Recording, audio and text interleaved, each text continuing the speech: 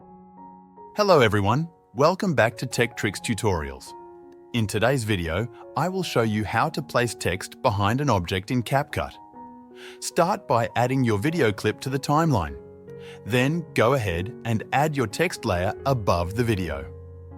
You can adjust the font, size and position of the text to match your style or layout. Next, duplicate the bottom video clip. Now, you should have two identical clips with the text placed in between them on the timeline. Think of it like a sandwich: the bottom video clip, the text in the middle, and the top video clip. Now, select the top video clip. Look for the Remove Background tab and click on Auto Removal. CapCut will automatically remove the background, allowing the text to appear behind the subject in your video. This method works best with people or humanoid characters. That's it. Thank you for watching, and I'll see you in the next video.